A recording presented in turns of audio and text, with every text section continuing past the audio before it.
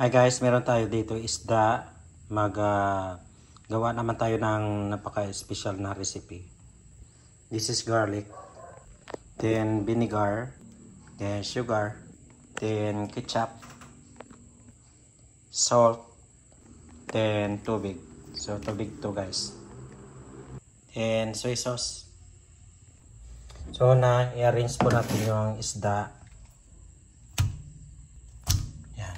I-arrange lang natin ang isda sa frying pan. Malinis na po ang isda. Nakuha na po yung kaliskis at saka mga gills niya. So malinis na po to, ready for cooking. Ilagay ang garlic. Maglagay ng soy sauce. Maglagay po tayo ng native vinegar.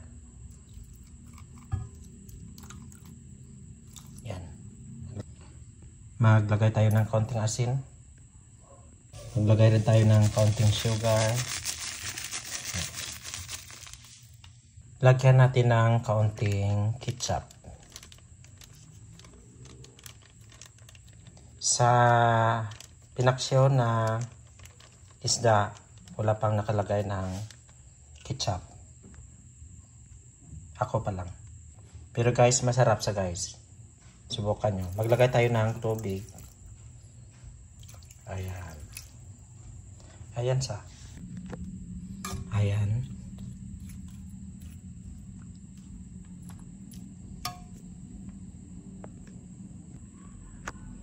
Maglagay tayo guys ng onion.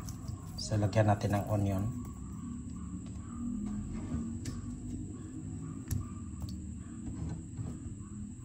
Tapos takpan lang natin guys at saka lutuin natin ito.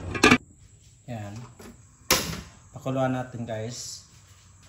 Saka lutuin hanggang maluto.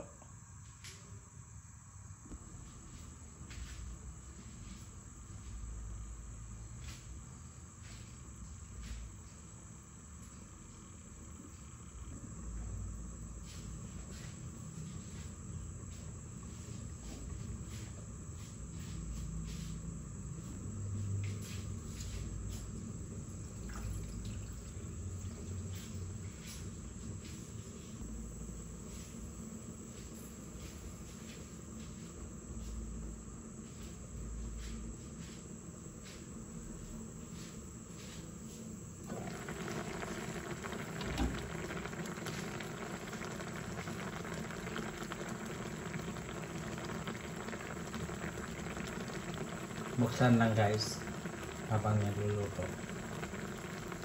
This is your Rizom Cooking. Don't forget to subscribe, like, and share for more cooking videos.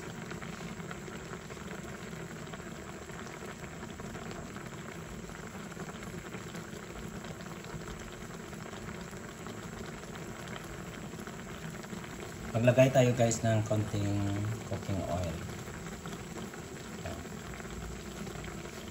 So we put cooking oil. Kamalahon ta lang na natopaksyo eh. At matira lang yung kaunting sabaw.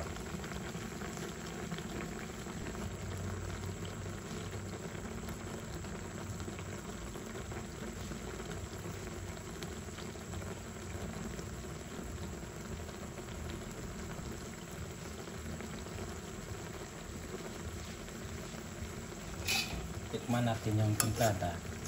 Konti na lang yung sabaw. Tikman natin ang sabaw.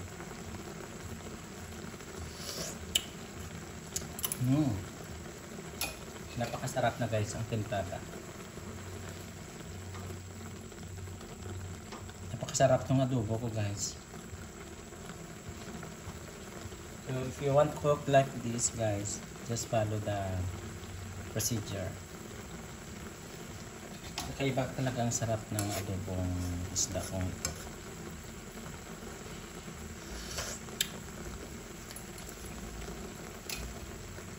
Masarap yung sabaw.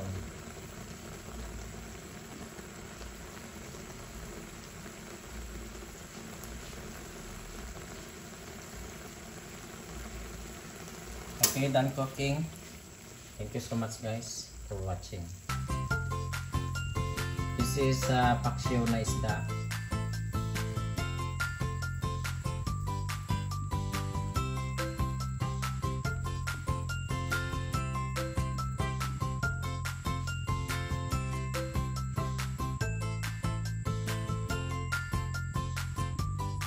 This is so yummy.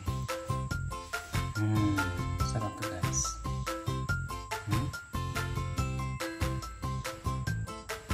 Ito na guys. This is so yummy.